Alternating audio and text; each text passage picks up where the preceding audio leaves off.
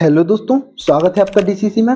आज हमारी इस वीडियो में हम क्लास 10th मैथ चैप्टर 3 की एक्सरसाइज 3.1 का क्वेश्चन नंबर 3 को सॉल्व करेंगे। हमारा जो क्वेश्चन है वह है on comparing the ratio a1/a2 b1/b2 and c1/c2 find out whether the following pair of linear equation and consistent और इनकंसिस्टेंट। मतलब हमें कुछ इक्वेशंस दे रखे हैं जिनमें हमें a1 a2 b1 b2 और c1 c2 की वैल्यूज को देख करके हमें ये बताना है कि कौन सी इक्वेशंस कंसिस्ट हो रही है और कौन सी इक्वेशंस कंसिस्ट नहीं हो रही है। सबसे पहले हम कंसिस्ट और इनकंसिस्टेंट को समझ लेते हैं। पहला हमने जो क्वेश्चन पढ़ा था उसमें आया था कंसिस्टेंट। इसका मतलब क्या होता है, जब भी हम किसी a1 a2 a1 a2 b1 b2 और c1 c2 की वैल्यूज को निकालेंगे तो हमें देखना पड़ेगा कि ये किस कंडीशन को फॉलो कर रही हैं। यदि हमें इसमें से ये कंडीशन मिलती है कि a1/a2 b1/b2 इक्वल नहीं होता है ना एक दूसरे के, तो यहाँ पे क्या होगा, यहाँ पे हमें पता चलेगा कि इंटरसेक्टिंग लाइन हो रही है। कौन सी लाइन? Intersecting line. और जब भी हमें पता है जब भी इंटरसेक्टिंग लाइन होती हैं तो वहां पे कौन से सॉल्यूशन होते हैं? Unique solution. यूनिक सॉल्यूशन या वन सॉल्यूशन कह सकते हैं, वन सॉल्यूशन होता है। लेकिन वहीं पे यदि ये वाली कंडीशन अप्लाई हो जाती है कि a1/a2 इक्वल है b1/b2 के और b1/b2 भी इक्वल है c1/c2 के, इस वाली कंडीशन को हम बोलेंगे को इंसिडेंट। कोइंसिडेंट का मतलब होता है कि एक लाइन है जिसके ऊपर से दूसरी लाइन चली गई है। मतलब इसमें बहुत सारे पॉइंट होंगे तो इसके मैनी सॉल्यूशन होंगे, मैनी सॉल्यूशन होते हैं, तो ये भी क्या होता है, एक दूसरे को कंसिस्ट करता है। अब हम बात करते हैं इनकंसिस्टेंट। इनकंसिस्टेंट का मतलब ये होता है जब एक लाइन दूसरी लाइन के पैरेलल हो, मतलब एक दूसरे को टच नहीं करे। जब कोई लाइन एक दूसरे को टच करेगी ही नहीं तो वहां पे कोई भी पॉइंट नहीं मिलेगा। जब पॉइंट ही नहीं मिलेगा तो उसके कोई सॉल्यूशन नहीं होंगे। मतलब इसमें कौन सी कंडीशन लगी? कंडीशन है a1/a2 तो इक्वल है b1/b2 के, लेकिन b1/b2 is not equal to c1/c2। तो इस कंडीशन में हमें क्या मिलेगा? इनकंसिस्टेंट, है ना। जब हम सवाल सॉल्व करेंगे तो इसको आप और अच्छे से समझ जाएंगे। चलिए अब हम अपने सवाल की ओर चलते हैं। हमारा क्वेश्चन है 3x + 2y = 5, 2x - 3y = 7। ये फर्स्ट इक्वेशन, ये सेकंड इक्वेशन। तो हम इसको सॉल्व कर लेते हैं। पहला क्वेश्चन है हमारा 3x + 2y = 5 और हम यहीं पे लिख लेते हैं 2x - 3y = 7। अब हमें a1 a2 b1 b2 और c1 c2 की वैल्यूज निकालनी है, तो निकाल लेते हैं। a1/a2, ये x वाला टर्म क्या होगा? a1, तो 3/a2 की वैल्यू 2। अब निकालेंगे v1/v2, v1 की वैल्यू 2 है और v2 की वैल्यू -3 है। यहाँ पे हम निकालेंगे c1 और c2 की वैल्यू। दोस्तों हमें यहीं से पता चल रहा है कि a1 a2 इक्वल टू नहीं है v1 v2 की, लेकिन हमें फिर भी c1 और c2 को निकाल के दिखाना पड़ेगा। क्यों? क्योंकि यही मेथड होती है। c1 c2 की वैल्यू क्या है? 5 एंड 7। अब यहाँ देखना a1 a2 की वैल्यू 3/2 है, v1 v2 की वैल्यू 2/-3 है। तो हम यहाँ पे क्या करेंगे, हम यहाँ लिख सकते हैं a1/a2 is not equal to b1/v2। जब a1/a2 नहीं है इक्वल v1/v2 के, तो हम कह सकते हैं लाइन्स आर इंटरसेक्टिंग। जब लाइन इंटरसेक्टिंग हुई तो देयरफॉर इक्वेशंस आर कंसिस्टेंट। यही तो हमने सीखा था यहाँ पे। a1 a2 b1 b2 के इक्वल नहीं होगी तो इंटरसेक्टिंग लाइन होगी, और जब भी इंटरसेक्टिंग और कोइंसिडेंट लाइन होगी तो वो क्या करेंगी? कंसिस्ट करेंगी। तो हमने कह दिया यहाँ पे कि ये क्या कर रही है, ये इक्वेशंस कंसिस्ट कर रही है। ठीक है, अब हम सेकंड क्वेश्चन को करेंगे अगले पेज पे। दोस्तों हमारा सेकंड क्वेश्चन है 2x - 3y = 8। यहाँ पे हम लिख लेते हैं सेकंड 2x - 3y = 8, ये इक्वेशन सेकंड है। 4x - 6y = 9, ये इक्वेशन सेकंड है। ये फर्स्ट है और ये सेकंड है। तो हम इसमें से a1 a2 b1 b2 और c1 c2 की वैल्यू निकाल लेते हैं। a1/a2 इक्वल है 2 और 4, a1 की 2 है, v2 की 4 है। अब यहाँ पे v1/v2, v1 की वैल्यू -3 है, v2 की वैल्यू -6 है। c1 और c2, c1 की वैल्यू हमें हमें 8 दे रखी है और c2 की वैल्यू हमें 9 दे रखी है। अब यहाँ पे यदि कट रहे हो तो काट देंगे। 2 1 जा 2, 2 2 जा 4, 1/2, माइनस से माइनस कैंसिल, 3 1 जा 3, 3 2 जा 6, ये भी कैंसिल। अब यहाँ पे देखिए 8 और 9 ये नहीं कट रहे हैं, तो हम कह सकते हैं कि a1 अपॉन a2 इक्वल है v1 अपॉन v2 के, लेकिन v1 upon v2 is not equal to c1 upon c2। जब भी ये कंडीशन आ जाए तो हमें पता है लाइंस आर पैरेलल, जब भी a1 upon a2 v1 upon v2 के इक्वल तो हो, लेकिन v1 upon v2 c1 upon c2 के इक्वल नहीं होंगी, तो हम कह सकते हैं, यहाँ पे लिख देता हूं मैं, line are parallel, lines are parallel, lines are parallel, so therefore हम कह सकते हैं इक्वेशंस आर इनकंसिस्टेंट, यही हमारा सॉल्यूशन होगा। दोस्तों वीडियो अच्छा लगा तो प्लीज वीडियो को लाइक करें, चैनल को सब्सक्राइब करें और अपने दोस्तों में शेयर जरूर करें। यहाँ पे हम थर्ड क्वेश्चन कर लेते हैं।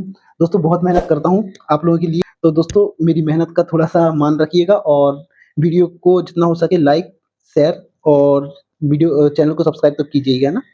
चलिए अब हमारा जो थर्ड क्वेश्चन है, जो कि बहुत इंपॉर्टेंट है, कई बार एग्जाम में पूछा गया है, इसको हम बहुत ही इजी तरीके से सीखेंगे। हमारी इक्वेशन है 3/2x plus 5/3y equal to 7। Second condition है हमारे पास, second equation 9x minus 10y equal to 40, है ना। ये इक्वेशन फर्स्ट है और ये इक्वेशन सेकंड है। अब हम क्या करेंगे, a1 a2 b1 b2 c1 c2 की वैल्यू निकालेंगे, जैसे कि निकालते हुए आए हैं अभी तक। a1 upon a2 equal to, value क्या है a1 की 3/2, a2 की वैल्यू क्या है, a2 की वैल्यू 9 है, तो यहाँ पे हम 9 लिख देते हैं। अब ये मैंने कैसे लिखा, तो आप थोड़ा सा इसको हम थोड़ा सा डिटेल में यहाँ पे जान लेते हैं।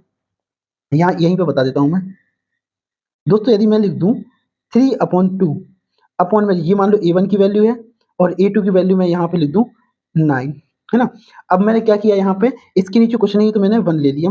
अब यदि जब मैं इस नंबर को यहाँ पे लेके आऊंगा तो इसको क्या रेसिप्रोकल हो जाएगा, मतलब 1 यहाँ नीचे है तो ऊपर चला जाएगा और 9 यहाँ पे है तो 2 के साथ, मतलब 3/2 इंटू ये 1 ऊपर चला जाएगा अपॉन ये 9 1 के नीचे आ जाएगा। 3 1 जा 3, तो मैंने ये 3 1 जा 3 यहाँ लिख दिया और 9 का 2 के साथ मल्टीप्लाई करके लिख दिया। मैं यहाँ पे मल्टीप्लाई करके डायरेक्ट लिख भी सकता था, लेकिन मैंने क्यों नहीं लिखा, क्योंकि यहाँ पे 3 कट रहा है, 3 1 जा 3 और 3 2 जा 3 3 जा 9। इस तरह से ऐसे ही हम v1 अपॉन v2 की वैल्यू लिख लेंगे।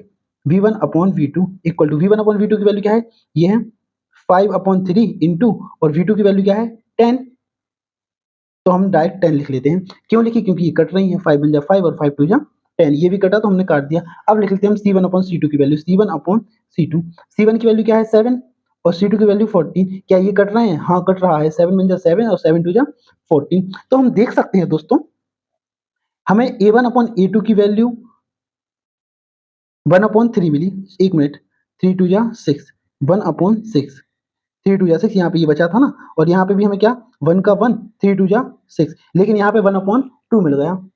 तो हम क्या करेंगे, यहाँ पे लिख देंगे a1 अपॉन a2 इक्वल है v1 अपॉन v2 के, लेकिन v1 upon v2 is not equal to c1 upon c2 के। तो हम कह सकते हैं ये क्या है, कौन सी लाइन है, ये है parallel line.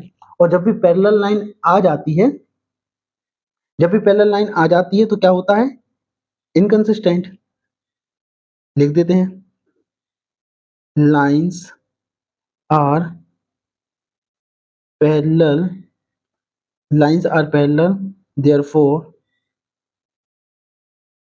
Equations are inconsistent. यही हमारा आंसर हो जाएगा। एक मिनट दोस्तों, यहाँ शायद हमने कुछ मिस्टेक कर दी है। a1 अपॉन a2 3/2, ये रहा 9, v1 v2, ये v2 की वैल्यू 10। अरे दोस्तों यहाँ पे देखना 10 माइनस का है, 10 हमें माइनस का लेकर के चलना है। यदि a1 a2 की वैल्यू 1/6 है, v1 v2 की वैल्यू 1/-6 है, यहाँ पे ये दोनों अलग है, तो ये यहाँ पे एक दूसरे को इंटरसेक्ट कर रहा है, ये नहीं लिखेंगे हमें ना। हम देखते हैं a1 upon a2 is not equal to v1 upon v2, तो लाइंस आर पैरेलल नहीं, ये गलत लिख दिया मैंने, सॉरी इसके लिए। लाइंस आर इंटरसेक्टिंग,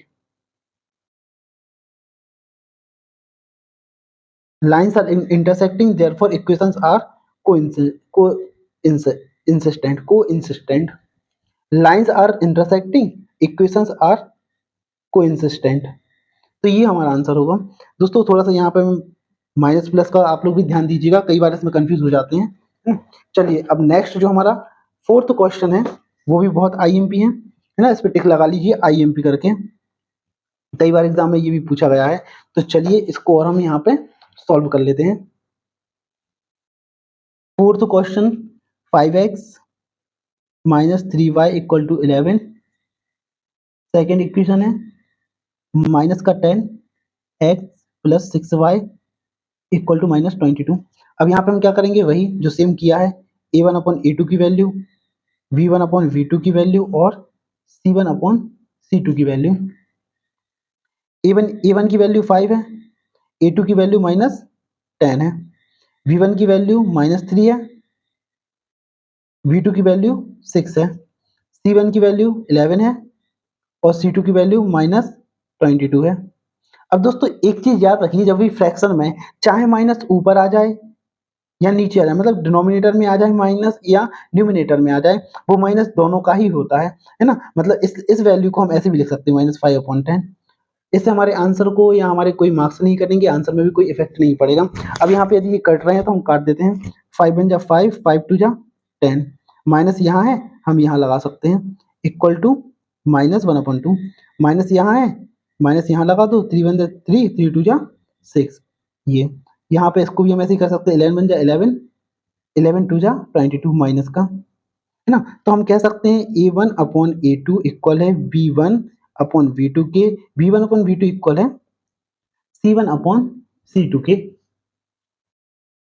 जब भी तीनों एक दूसरे के इक्वल रहेंगे दोस्तों, जब भी तीनों एक दूसरे के इक्वल रहेंगे तो क्या होगा, को इंसिडेंट। तो हम यहाँ पे लिख देंगे lines are coincident, therefore equations are consistent. अब लास्ट बचा है, जल्दी से हम लास्ट वाला देख लेते हैं, फिर हम इस वीडियो को यहीं पे खत्म करेंगे और अगली वीडियो में क्वेश्चन नंबर 4 को सॉल्व करेंगे, जिसमें हमें ग्राफ वगैरह बनाने होंगे ना। फिफ्थ है हमारा, यहाँ पे हम लिख लेते हैं फिफ्थ वाला,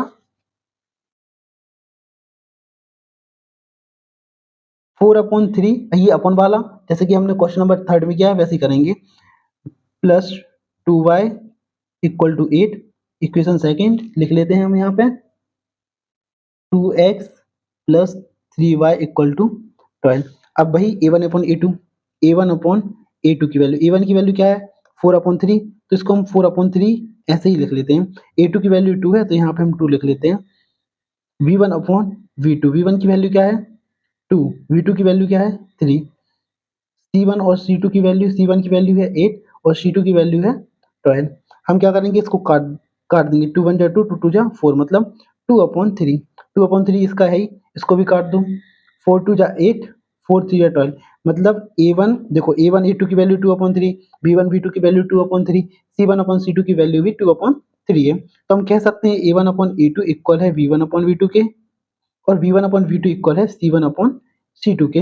यहाँ कौन सी कंडीशन लग गई, वही ये देखो एक दूसरे के क्या है, कंसिडेंट है, कोइंसिडेंट है, तो हम कह सकते हैं ये एक दूसरे को कंसिस्ट करेंगे। तो हम लिख देखते हैं यहाँ पे, lines are coincident, so equations are consistent. दोस्तों हमारी वीडियो यहीं पे खत्म करते हैं। अगर यदि आपको वीडियो अच्छा लगा हो, सॉल्यूशन से आपको थोड़ी सी भी हेल्प मिलती है ना, तो दोस्तों वीडियो को आप जरूर लाइक करें और अपने दोस्तों को जरूर शेयर करें।